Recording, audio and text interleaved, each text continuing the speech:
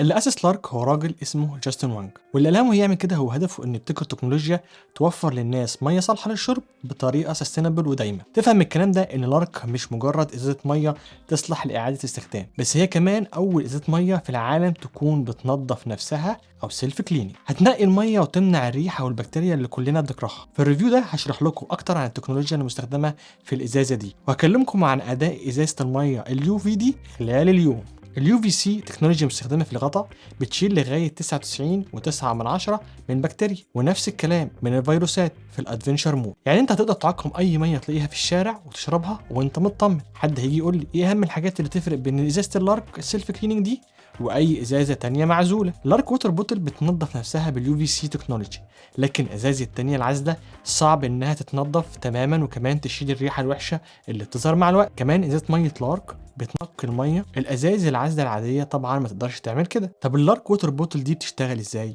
لارك بوتل اخدت براءة اختراع اليو في سي تكنولوجي وبتستخدمها في تنقية المية. بمجرد ما تدوس على الزرار موجود على الغطاء من فوق، والدورة كلها بتاخد 60 ثانية تقريبا. اللارك سيلف كليننج بوتل بتشتغل لوحدها كمان كل ساعتين عشان تنقي المية اللي جواها والازازة نفسها من جوه. دول يو في سي بيقضي على الملوثات الحية زي الميكروبات والفيروسات بانه بيدمر الدي ان ايه بتاعهم. لما تستخدم دورة التنقية من الادفنشر مود في لارك هتقدر تنقي المية مهما كانت ملوثة ومهما كنت شاكك فيها. فكر كده قد ايه هتفيدك وانت مسافر في دول العالم الثالث، او قررت تعيش مغامره كام يوم في الغابه او الصحراء مثلا، او مكان معزول. لو انت شاكك اذا كانت بتنقي الميه بشكل كافي ولا لا، حاول تفكر في الموضوع كده. عمليه التنقيه اللي بتعملها لارك بتساوي تقريبا غلي الميه لمده 20 دقيقه متواصله. ممكن تستخدم اللوك اللي في ازازه لارك من فوق لو مش عاوز دوره التنقيه دي تشتغل والازازه في الشنطه مثلا تبقى شغاله عمال على بطال. ولو فضلت ضاغط على الزرار اللي فوق 5 ثواني هتشغل الترافل مود والزرار هيعمل لوك، ده عشان طبعا يمنع البطاريه انها تفضى لما تضغط على الزرار وتفضل مشغل السايكل. الفتره اللي فاتت ناس كتير شافوني بالازازه دي وسالوني اسئله كتير عنها، جمعتهم في 7 حاجات لازم تعرفها عن لارك ووتر بوتل. اول حاجه كانوا بيسالوني هل اللارك ووتر بوتل بتعمل دوشه لما بتشتغل؟ الاجابه لا. من تجربتي اقدر اقول لك ان اللارك بوتل صامته وسايلنت تماما. انا بحط الازازه جنب سريري بالليل، فلو كانت بتعمل صوت كنت اكيد عرفت لان انا نومي خفيف شويه. تاني سؤال كان بيتسال لي هل عمليه التنقيه بتغير فعلا طعم الميه؟ لا، مش هتاثر على طعم الميه، لكن في الادفنشر مود هتقضي على 99.9 من الجراثيم والبكتيريا اللي بتعمل ريحه. ثالث سؤال كان بيجي لي هل لارك بتمنع فعلا الريحه الوحشه بتاعت الازايز؟ ايوه، تكنولوجيا اللارك فعاله بجد. انا استخدمت اليو في ووتر بوتل دي تقريبا كل يوم لمده داخله على 3 شهور دلوقتي. جبت اول واحده، بعدين رحت جبت ال 750 مللي الاكبر منها، فانا عارف ان الازايز اليو في دول فعلا بيأدوا دورهم كويس.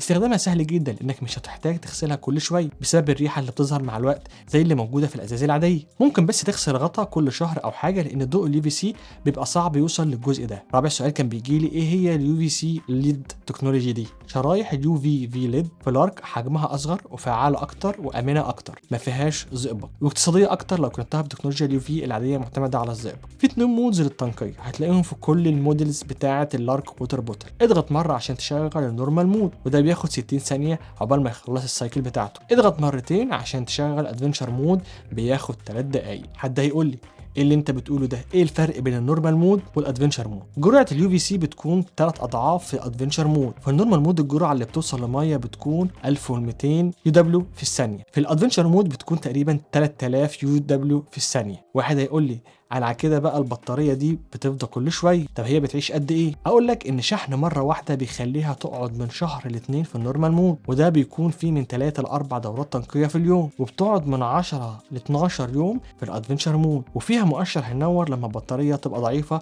وتكون محتاج تتشحن تاني. هنيجي للسؤال ازاي هشحن اللارك بوتل؟ تستخدم اليو اس بي كيبل اللي بيجي معاها، هتوصله بالغطاء زي ما انت شايف، وهي بتشحن الغطاء هيدي نور اخضر بينور ويطفي ببطء. لما تخلص شحن النور ده هيثبت. ده برضه ممكن يخلينا نقلق، هل بورت الشحن اللي في الغطاء ووتر بروف ولا لا؟ سوكت الشحن في اللارك بوتل مقاوم للميه ووتر بروف وتصنيفه IPX7 زي الايفون يعني. طبعا ده كانت اول حاجه لازم اتاكد منها. حد يسالني هل الستانلس ستيل دي حاجه كويسه ان انت تصنع منها ازازه ميه؟ اللارك ووتر بوتل معموله بالكامل من ستانلس ستيل خالي من البايسفينول A، واختصاره PPA، ودي مادة بيتم استخدامها كتير جدا في الازايز البلاستيك، ودي ضارة جدا بالصحة. فالحلو هنا ان الستانلس ستيل ده معمول وخالي من PPA، وده بيساعد ان الازازة تفضل نظيفة طول الوقت. كمان لارك بتحافظ على برودة اللي جواها لمدة 24 ساعة، ولو سخن هيفضل سخن لمدة 12 ساعة، وده لانها جسمها معمول من مادة مزدوجة. لو هتحط فيها مشروبات فيها سكر او قهوة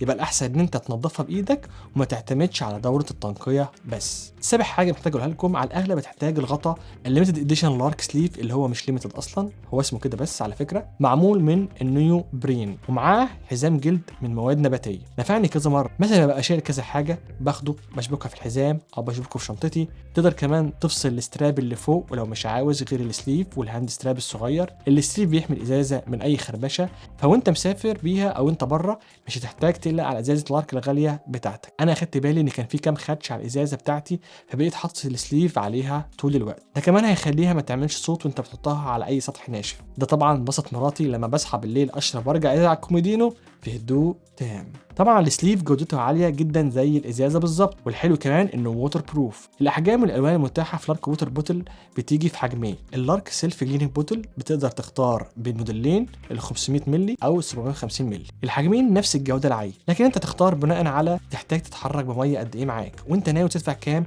في اليو في بوتل. انا عندي الحجمين ال 500 مللي وال 750 مللي. بدات بال 500 مللي وكان سهل قوي ان انت تتحرك بيها، بس احيانا بقول يا ريتها كانت اكبر شويه وما اضطرش املاها كل شويه. انا بشرب في العادي ميه كتير. خد بالك ان ال 500 مللي هتبقى اتقل، وخصوصا لو مليناها على اخرها فهيبقى اصعب شويه انك تتحرك بيها. فهتلاقي مميزات وعيوب لكل حجم من الاثنين، ال 500 مللي 750 مللي. اللارك ووتر بوتل موجوده ب6 الوان، وهم نفس السته متاحين في الحجمين. العلبه بيجي فيها اللارك بوتل بيور، وكابل المايكرو يو اس بي ودليل استخدام، والبوكسنج والانبوكسنج بتاع العلبه كان مميز فعلا. نيجي للسؤال المهم، اللارك ووتر بوتل ممكن تجيبها منين؟ تقدر تشتري اللارك بوتل ال 500 مللي من على موقع lifelark.com بسعر $99، وال 750 مللي بسعر $118. فرق السعر مش كبير بين ال 500 مللي وال 750 مللي، لكن ال 750 مللي هتقدر تشيل كميه ميه اكتر بنسبه 50% تقريبا. فلما حد بيسالني اختار انهي من الحجمين بشوف ان ال 750 مللي فيها قيمه اكتر مقابل سعرها. نيجي بقى لخلاصه تجربتي. لارك بتوفي بكل الوعود اللي بتقولها من ناحيه تنقية الميه ومنع الروايح، وجوده المواد بتاعه الازازه كمان مدهشه، وكمان التصميم بتاعها جميل. لارك بوتل هي ازازه بتنقي الميه وتستهدف الناس اللي بتدور على حاجه مختلفه عن الازاز العازله اللي احنا متعودين عليها وموجوده في السوق. هي اغلى من الازاز العاديه، لكن مش هتلاقي الازايز سهله الاستخدام زي لارك، ولا هيقدموا لك اللي لارك بتقدمه، زي انك تقدر تملاها ميه من اي مصدر تقريبا وتبقى مطمن ان الميه بتاعتك خاليه من بكتيريا بنسبه 99.9 بعد دوره تنقيه واحده سريعه. هي فعلا الحل الذكي اللي يضمن لك ان الميه بتاعتك تفضل نظيفه ومن غير ريحه وانت في اي مكان. وطبعا من الحاجات الكويسه اللي بحاول انقلها لكم في الشانل ان التكنولوجيا مش بس وصلت في الموبايلات واجهزه الكمبيوتر، لكن في حاجات تانية مختلفه حوالينا بنستخدمها. كده وصلنا لنهايه فيديو النهارده. انا عمرو الشيخ وده كان كلام في التك. شكرا على المتابعه، ما تنساش تعمل لايك المتين، ولو مش مشترك في القناه اعمل سبسكرايب وشغل النوتيفيكيشن عشان يوصلك كل جديد وما تفوتش الفيديوز الجاي. ممكن كمان تتابعني على الفيسبوك وانستجرام، هتلاقي اللينك في الديسكريبشن اللي تحت الفيديو. اشوفكم في فيديو جديد، سلام.